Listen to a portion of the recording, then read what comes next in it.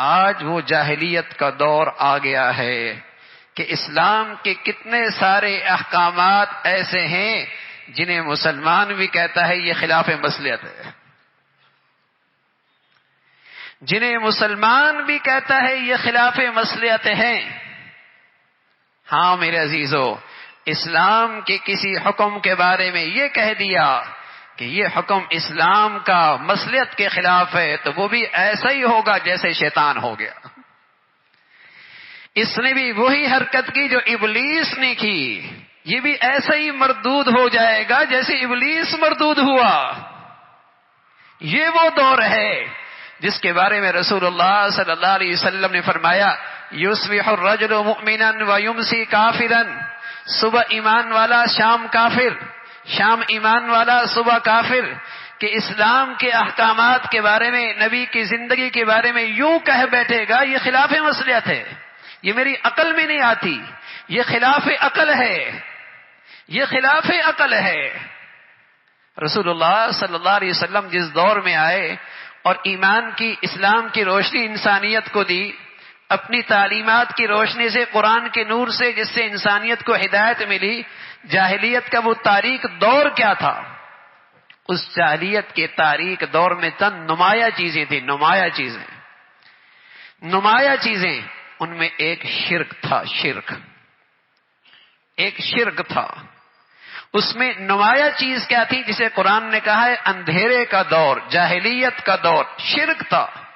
اور اس دور کے اندر کتے سے بڑا پیار تھا، کتے سے بڑا پیار تھا۔ رسول اللہ صلی اللہ علیہ وسلم جب مدینہ منورہ تشریف لائے، آپ نے فرمایا کوئی کتا بھی نظر آئے اسے فوراً مار دو، اتنی نفرت بٹھائی۔ پھر ایک وقت ارشاد فرمایا جو کالا اور سیاہ رنگ کا ہے اسے مار دو۔ پھر ایک وقت آیا جب نفرت بیٹھ گئی، اب آپ نے فرمایا اب کتوں کو نہ مارو، ہاں جس برتن میں یہ منہ ڈال دے اسے 7 مرتبہ دھو لینا، 7 مرتبہ دھو لینا۔ یعنی اتنی نفرت بٹھا دی اس کتے کی۔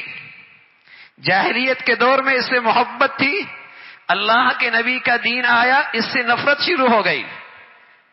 حضور علیہ الصلوۃ والسلام ایک انصاری کے گھر جایا کرتے تھے، قریب میں ایک اور انصاری کا گھر تھا۔ اس نے یا رسول اللہ آپ میرے گھر میں نہیں آتے؟ فرمایا جس گھر میں کتا ہوتا ہے اللہ کا نبی اس گھر میں نہیں آیا کرتا۔ شرک تھا، کتے سے پیار تھا، تصویر، مجسمے، اس سے اپنے گھروں کو سجایا جاتا تھا۔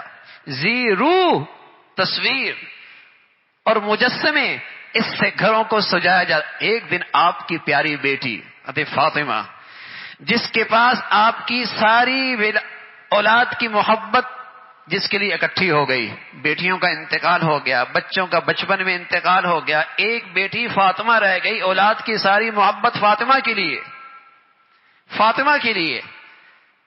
ایک دن سفر سے تشریف لاتے تو سب سے پہلے اپنی بیٹی کے گھر تشریف لاتے، اور پیار کا اور اتنا احترام کا حال تھا، بیٹی کا ہاتھ چومتے تو بوسہ لیتے، اور بیٹی بھی اپنے ابا کا ہاتھ کا بوسہ لیتی۔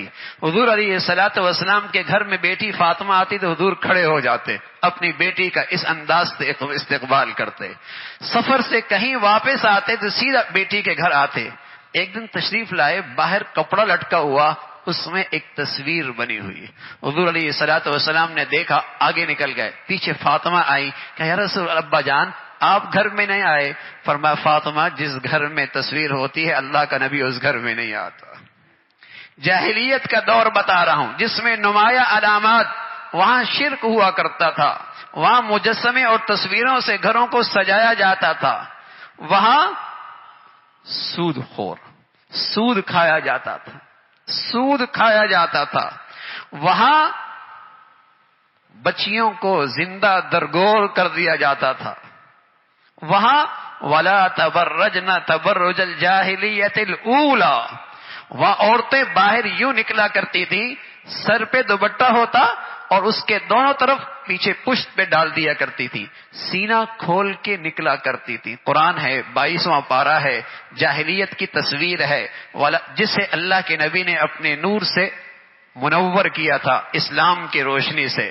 وہ تاریخ خیال تھے، اسلام نے مسلمانوں کو روشن خیال بنا دیا۔ وہ تاریخ خیال تھے جن کے ہاں جسم پہ لباس عیب تھا، دوپٹہ عیب تھا، حیا کی چادر عیب تھی. وہ تاریخ دور تھا، تاریخ خیالی کا زمانہ تھا.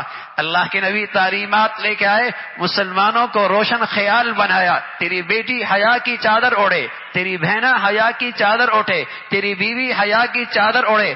رسول اللہ صلی اللہ علیہ وسلم نے حیا کی چادر دی. یہ روشن دور آیا رسول اللہ صلی اللہ علیہ وسلم کے زمانے سے. پھر کیا ہوا؟ اس زمانے میں عورت بے پردہ عریاں لباس کے ساتھ باہر نکلتی. یہ زمانہ جاہلیت ہے. پھر رسول اللہ صلی اللہ علیہ وسلم کے زمانے سے پہلے سود کھایا جاتا تھا، قمار جوا کھیلا جاتا تھا، شراب پی جاتی تھی. یہ قرآن نے اس جاہلیت کی تصویر ذکر فرمائی ہے. اسلام آیا ہے، میری نبی کی زندگی آئی ہے، ان سارے اندھیروں کو ختم کیا ہے. لیکن آج پھر دیکھیے ذرا دنیا میں اس زمانے جاہلیت کی کیا آج اندھیرے موجود ہیں کہ نہیں؟ ہر طرف یہ اندھیرے موجود ہیں. اور رسول اللہ صلی اللہ علیہ وسلم نے فرمایا یہ اندھیرے اس لحاظ سے خطرناک ہیں کہ یہ فتنے اس انداز سے خطرناک ہیں کہ ان کے الفاظ بدل جائیں گے، ان کے اصطلاحات بدل جائیں گے، انہیں خوبصورت انداز میں پیش کیا جائے گا اور نتیجہ یہ نکلے گا کہ مسلمان صبح کافر ہوگا، شام مسلمان ہوگا، شام مسلمان ہوگا، صبح کافر ہو جائے گا. ایمان یوں چلا جائے گا. وجہ کیا ہے؟ مسلمان بھی کہے گا یہ احکامات خلاف مصلحت ہیں، یہ احکامات خلاف مصلحت ہیں، یہ اس زمانے کے احکامات ان پر عمل کرنا ممکن نہیں، یہ میرے عقل میں نہیں آتی. یہ وہ دور ہے میرے عزیزو جس کے رسول اللہ صلی اللہ علیہ وسلم نے نشاندہی کی اور انسانیت کی کشتی پار لگی، انسانیت نے فلاح پائی، کامیابی ملی قرآن کے نور سے، رسول اللہ صلی اللہ علیہ وسلم کی تعلیمات سے.